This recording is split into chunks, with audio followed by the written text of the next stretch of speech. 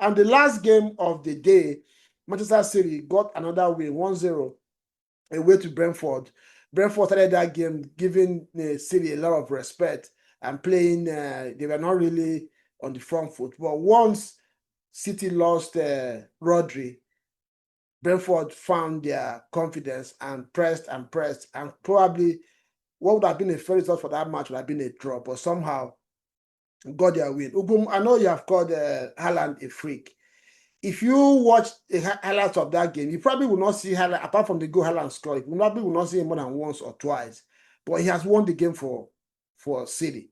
That's one talking point I wanted to touch on. Another one is, I was watching that game as well from tactical perspective. Once Rodri left that team, City became very easy to be played against. The amount of I don't want to put it now. The amount of need for City to have Rodri on the pitch. I don't know any team right now who are overly dependent on one player like that. How does Pep go for him? Because it looks like I saw him touching his hamstring. Probably another 1 month is going to be off. How does City survive without Rodri?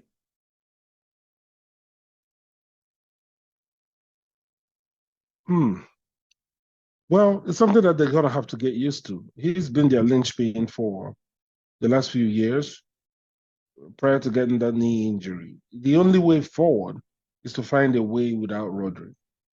I think he may be a blessing in disguise for them because they've depended on him so much.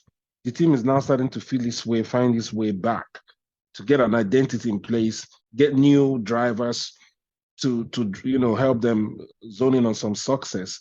And maybe getting him injured now means that other options in the squad will be developed to help them grow. Yes, he may look ominous because of what he brings to the table, but I think it should help them in the long run because it's about time they learned to thrive and be successful without depending exclusively on Rodri and Haaland. And speaking about Haaland, it is what it is, guy. Yeah, the guy doesn't show up much, until he gets into that zone in front of that goalkeeper. He just does what he does. So, guys, he has freakish numbers. You look at his numbers, you're like, what is going on here? You can't even hate on him anymore as a rival fan. Yeah. Dude, I don't know. I know you English players. There's one player I used to really not be interested when it comes to Foden because I believe that the hype around him was just overly too much. But the Foden that I'm seeing this season looks a little bit more calm, focused on the job. Doesn't look like things happening outside the pitch concerns him that much, and he's really finding his rhythm.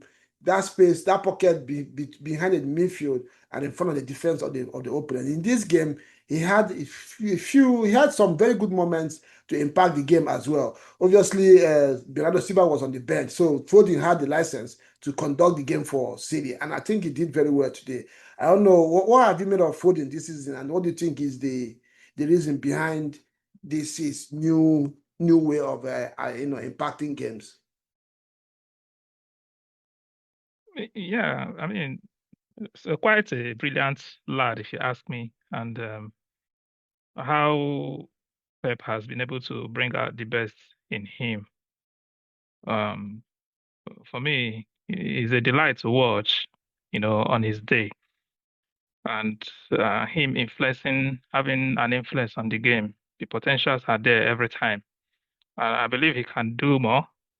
He can do more. He's not at his best, yes, if you ask me. He's not yet at his best for the season. And as long as he stays fit and does what he does, he will definitely have something to say in how the squad or the team performs this season. I don't know if he has been called up for the international break. I'm not sure he wasn't called up. So, but again, it gives him another opportunity to rest well and get back to his best.